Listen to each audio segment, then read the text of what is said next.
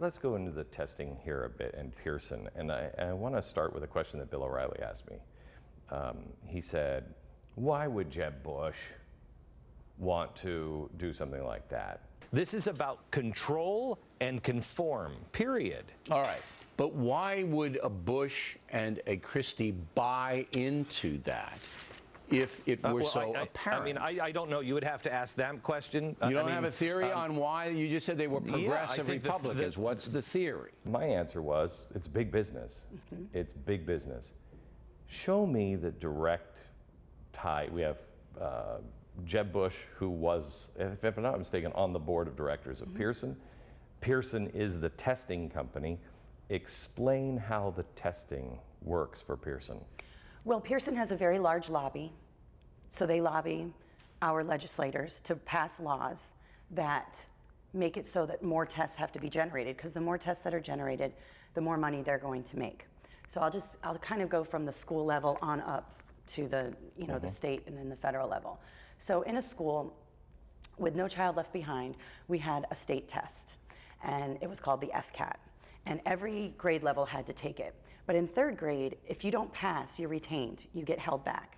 So all the third graders know that if they don't pass this test, they're going to be retained, and it's very stressful. Yes. And these are babies. I mean, they're third graders. Right. So, and then there's a test every year. And they say they use the test to kind of drive instruction. So basically, you look at the results of the test, and then you fix your instruction based on the holes that you see.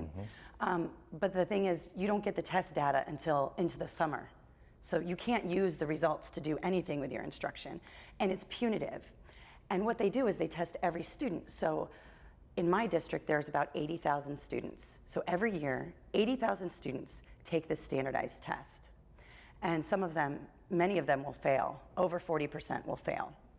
And when you have these failure rates, what happens is students have to retake these tests again and again and again, and that's more money. Right, because every time, when everybody takes it, Pearson gets paid. Oh yes, $15 to $30 Right, then 50% fail, and Pearson gets paid again for the 50%, and out of that test, another 50% fail? Well, when you get into high school is when they have to start retaking these tests, because there's a mandate that says you can't graduate without passing a proficient score.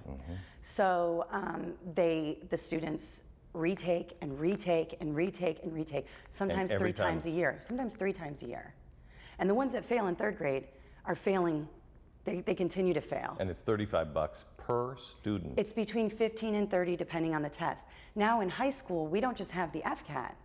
Our Florida lawmakers have passed that we have to have biology EOCs, algebra EOCs, these are end of course exams, geometry, US history, FCAT reading, FCAT writing. That's 6 tests. There used to be 1, now there's 6. And Pearson is paid for those. Oh yes. There's your answer. There's your answer. Always follow the money.